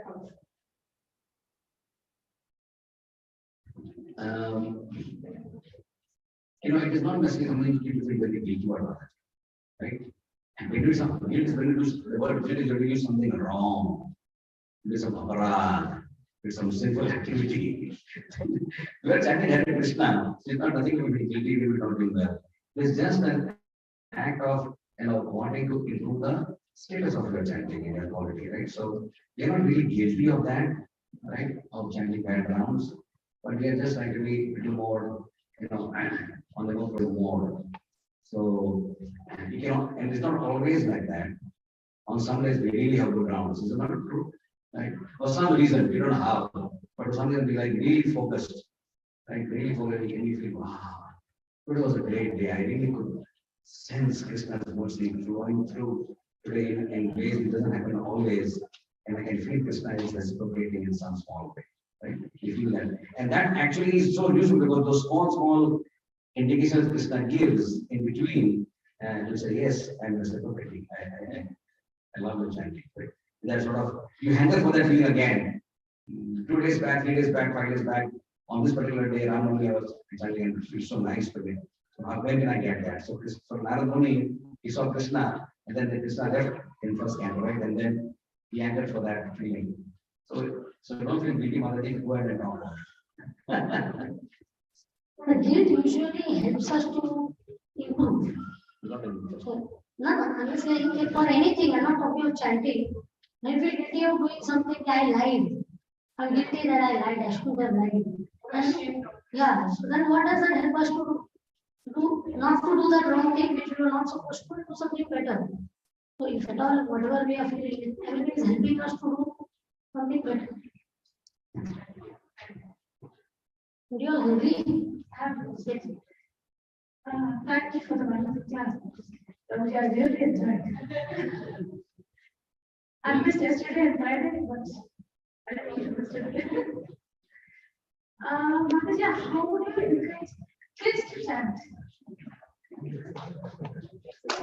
Kids are all laughing.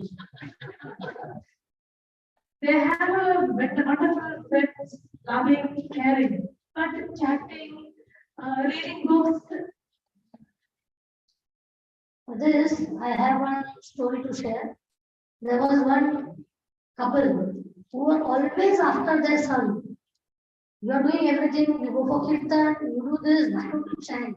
Why don't you chant, And anybody guest could come to their house.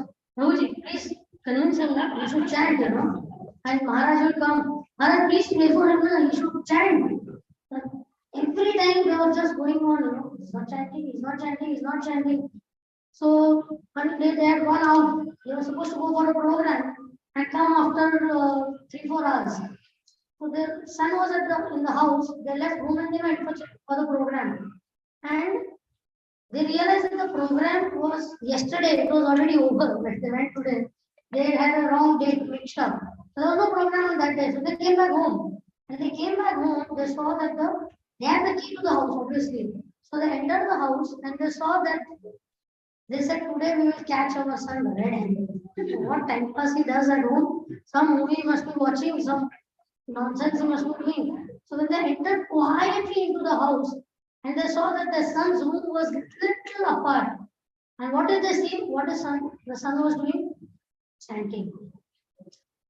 He was sitting in front of the deities. So they just tiptoed into the room, they closed the door, and after some half an hour, 45 minutes they came back and they saw what was he doing? Chanting.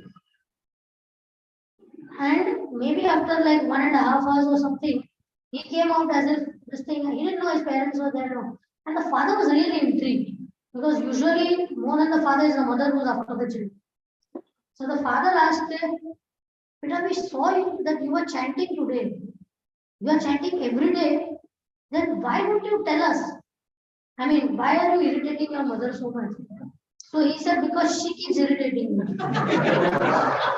So although I love chanting, I love Krishna, but she thinks I am a useless person. So I said, okay, let me remain like that only. No, she's just after me like anything. Huh? What else do you expect? I have been born and brought up in Krishna consciousness. I have gone to the temple. I have seen devotees do. I will do. But you all don't have faith in me. You all are not giving me my space and time. But just because you all are counselors, I am also supposed to be a counselor. I don't want to be counselor's child. I wish I was an ordinary devotee's child or I was a non-devotee's child. At least I wouldn't have this pressure. So we always think from our point of view, but think from the children's point of view. And sometimes they go through that trauma. The best thing to make children chant is we chant nicely, we set our priorities nicely, we give them a stable family environment. These points that we spoke today. The first thing was what? The first commandment? Show them a stable, happy family life. That by chanting the names of the Lord, this is the result of it. And where will your children go? Have faith in them. Don't push them beyond, not that, let them, they have, do anything and we feel, I have faith, let it be whatever is. Let's not forget the thin line between both of them. But be realistic. That children, what were we doing when they were at that age? We didn't even have any background. We didn't even have any support system for us. At least now they are having all this. So let them feel Krishna consciousness is an enjoyable process and they will automatically do all that they are supposed to do.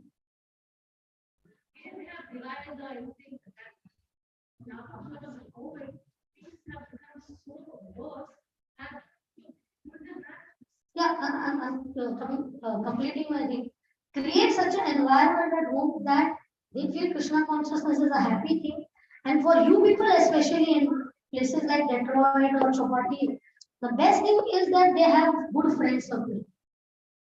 They have some positive alternative. You can't take away the device from them. But we have to give them some positive alternative by which they will automatically put the device down. Okay, I don't want to have to play. Our children like there's no other alternative, then they will do that. Parents don't have time, both are working. What do you expect the damn child to do? He'll say, what do you want me to do? I don't have taste for chanting or reading Prabhupada's books or anything. Give me a positive alternative. So when we can give them a positive alternative of good friend circle, it is the responsibility of the community to organize some nice programs, some engagement for the children where they can be actively involved. All the time what we keep telling children, hey, class, go, keep up, go. No, you are creating disturbance. What children will feel? We are a disturbance. Then why did you all produce us? If you are disturbance, right?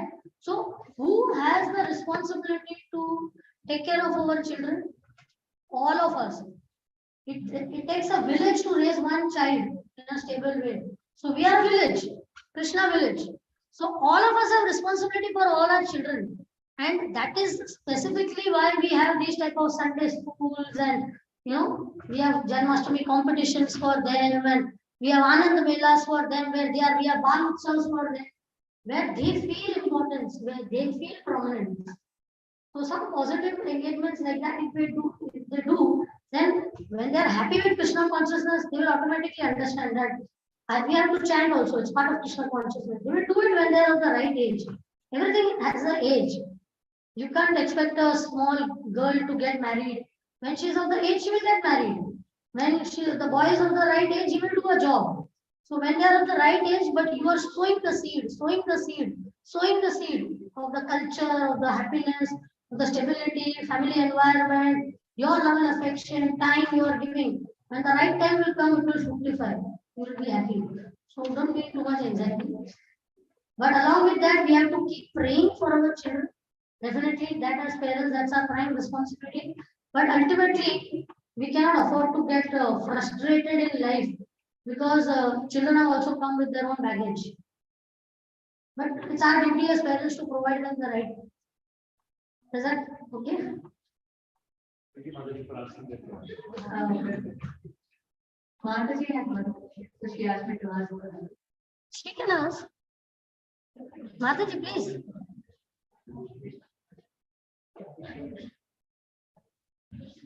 Okay, language. Mataji, question regarding the check-in baggage thing that we talked about. So she wanted to know like how to keep this check-in baggage checked.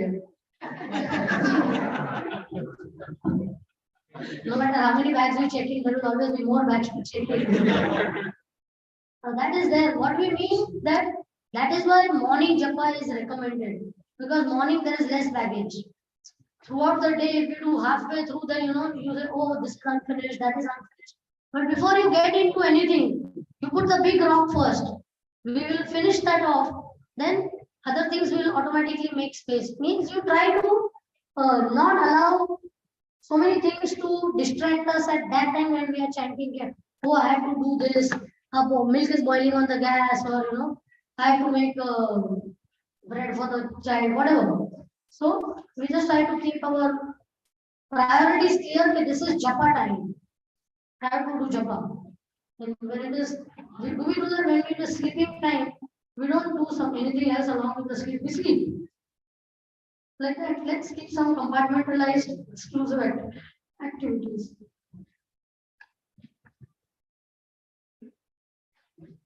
Yes, boss is asking.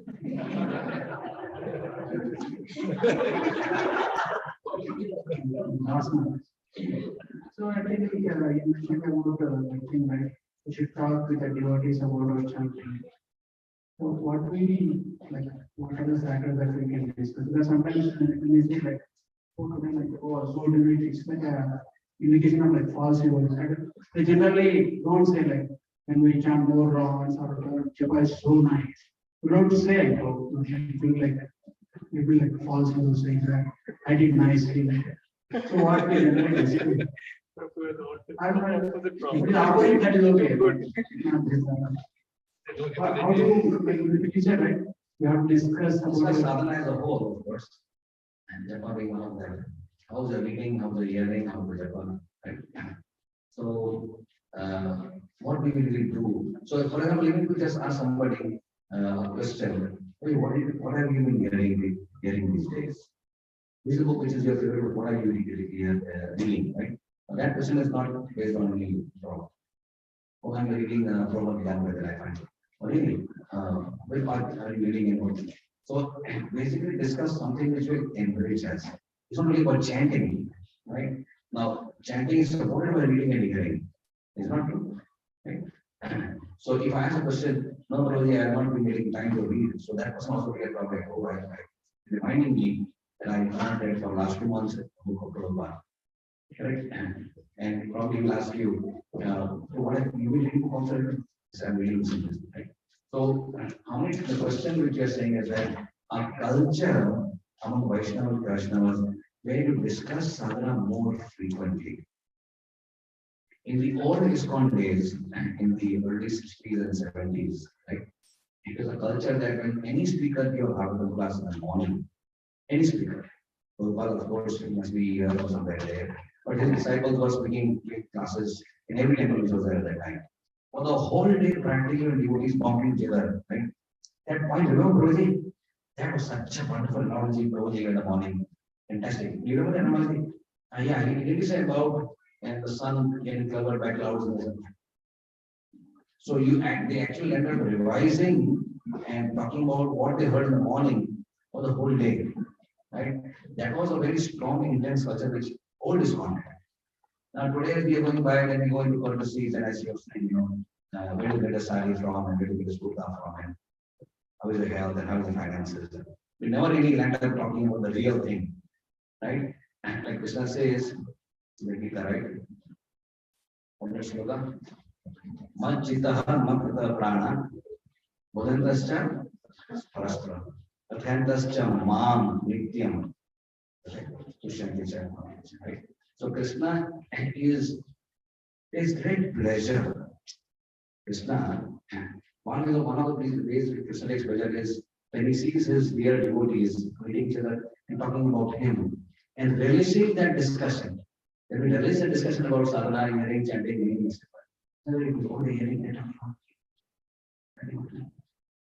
that is very easy to the Lord. So why we discuss sadhana bhakti? Not just to know what building how are they, but actually it pleases the Lord. Right? And that probably is the only way we can keep away from gossip. If you don't discuss Krishna Katha, then we will discuss something, right? When we devotees, something you will talk, right? But you don't know about Krishna, there are two things only, Krishna or Maya. There's nothing more for energy, right? You don't have Krishna, then there will be what next shopping devices, something in the realm of the material world. It may not be so useful time to spend. And so there's this beautiful term, which is called what? Meaningful association. Devotees can be together in association, go and sit and watch a movie also. That is not, in association we watch movie. Prabhu, please. We didn't do anything wrong, we were in association. But is that meaningful? No. So meaningful association is like this when he's saying that you plan something. And if I have not read anything or I have not heard anything, what am I going to discuss when we meet up? So as we said yesterday, when you fail to plan, you plan to fail. If a group of us is going to meet, maybe we must read up something extra and go. That we can discuss something constructive. Otherwise, it will just be a general, you meet, hee, ha, and you'll come back. But if you want to come back a little bit enriched after a particular association, or you want to feel satisfaction for the soul, that this association today helped me to go 1 inch closer to Krishna. That's the criteria. What other criteria we have? Meaningful association.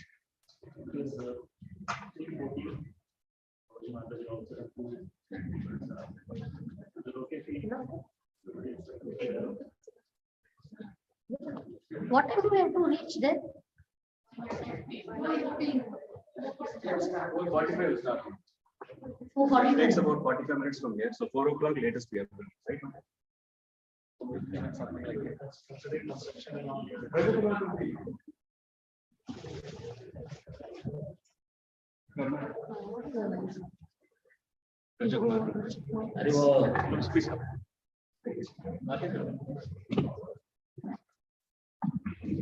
Grace Bhargadev Prabhuji ki jai. Grace Krishna Prabhupada ji ki jai. Thank you, Prabhuji Mataji.